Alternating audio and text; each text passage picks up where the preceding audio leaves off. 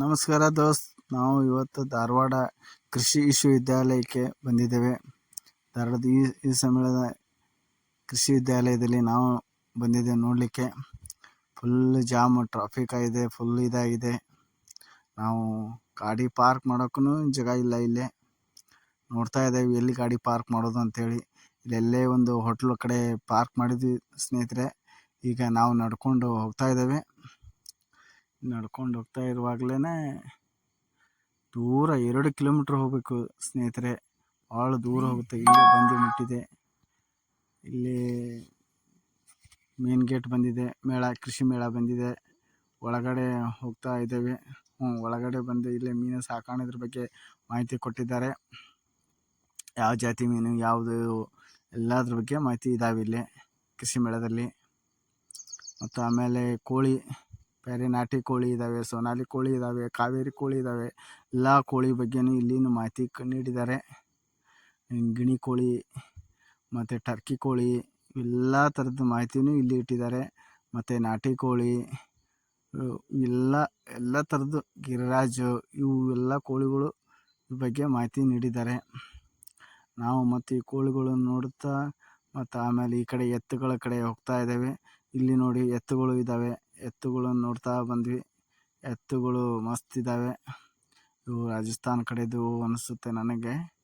ರಾಜಸ್ಥಾನ ಈ ಕಡೆ ನಮ್ಮ ಕಡೆದು ಇವೆಲ್ಲ ಒಂದು. ಮತ್ತು ಅಲ್ಲೆರಡು ಎತ್ತಿದ್ದಾವೆ ಜೋಡಿಲೆ. ಅವೆರಡು ಎತ್ತು ಮಸ್ತ್ ಇದ್ದಾವೆ. ಇವನ್ನೆಲ್ಲ ನೋಡ್ಕೊಂಡ್ವಿ. ಆಮೇಲೆ ನಾವು ಎತ್ತುಗಳನ್ನು ನೋಡಿಕೊಂಡು ಸೀದಾ ಮತ್ತೆ ಇಲ್ಲೇ ಬಂದ್ವಿ. ದೊಡ್ಡ ದೊಡ್ಡ ಕೋಣಗಳಿವೆ. ಈ ಕೋಣಗಳು ನೋಡಿ ಯಾವ ಥರ ಇದ್ದಾವೆ. ಈ ಕೋಣ ಎಷ್ಟಿಷ್ಟು ಇದ್ದಾವೆ. ಆ ಥರ ಕೋಣಗಳು ಇದ್ದಾವೆ. ಎಲ್ಲ ನೋಡಿಕೊಂಡು ಕೋಣಗಳನ್ನು ನೋಡಿಕೊಂಡು ಎಲ್ಲ ಥರದ ಜಾತಿಗಳು ಇದ್ದಾವೆ ಕೋಣಗಳು. ಇಲ್ಲಿ ಒಂದೇ ಜಾತಿ ಏನಿಲ್ಲ, ಎಲ್ಲ ಥರದ ಜಾತಿಗಳು ಕೃಷಿ ಮೇಳದಲ್ಲಿ. ಮುರ್ಘಾ ತಳಿ ಐತೆ. ಇವೆಲ್ಲ ತಳಿ ಜಾತಿಗಳು ಕೋಣಗಳು, ಎಮ್ಮೆಗಳು ಎಲ್ಲ ಬಂದಿದ್ದಾವೆ. ಇವೆಲ್ಲ ಕೋಣಗಳು ಇಲ್ಲೇ ಇದ್ದಾವೆ. ಮುಂದುಗಡೆ ಇದ್ದಾವೆ ಇವು ಎಮ್ಮೆ. ಇವೆರಡು ಕೋಣ, ಅವು ಎಲ್ಲ ಎಮ್ಮೆ. ಎಲ್ಲ ಥರದ್ದನ ಸಂಗೀತ ಇಲ್ಲಿ ಕಡೆದು. ಇವೆಲ್ಲ ಎಮ್ಮೆಗಳು. ಇವೆಲ್ಲ ಈ ಕಡೆದು ಹುಬ್ಳಿ, ಈ ಕಡೆದು ಎಮ್ಮೆಗಳು ಇವೆಲ್ಲ. ನೋಡಿ ಸ್ನೇಹಿತರೆ, ಎಲ್ಲ ಎಮ್ಮೆಗಳು ಯಾವ್ಯಾವ ಇದಾವಂತೆ.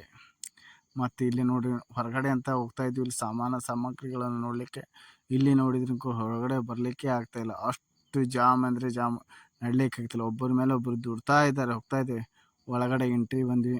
ಇಲ್ಲಿ ನೋಡ್ತಾ ಬಂದ್ವಿ ಪೆರನೆನ್ಸ್ ಅಂತೇಳಿ. ಇಲ್ಲಿ ಔಷಧಿಗಳು, ಬ್ಲ್ಯಾಕ್ ಕುತ್ತಗೆ ಸಸ್ಯ ಕೃಷಿ ಬಗ್ಗೆ, ವಿಟಮಿನ್ಸ್ ಪ್ರಾಡಕ್ಟ್ ಬಗ್ಗೆ ಮಾಹಿತಿಯನ್ನು ಕೊಟ್ಟಿದ್ದಾರೆ. ಯಾವುದು ಗೊಬ್ಬರ, ಯಾವ ಔಷಧಿ ಸಿಂಪಡಿಸಿರಬೇಕು, ಯಾವುದು ಇಲ್ಲ ಅನ್ನೋದ್ರ ಬಗ್ಗೆ ಮಾಹಿತಿ ನೀಡಿದ್ದಾರೆ.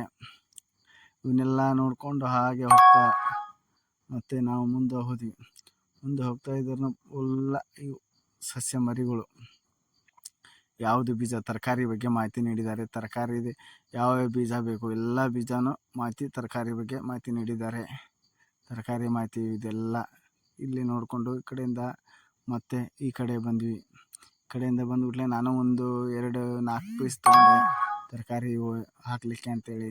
ತೊಗೊಂಡು ಬಂದ್ವಿ ನಾವು ಇಲ್ಲಿಂದ ತರಕಾರಿಯಿಂದ.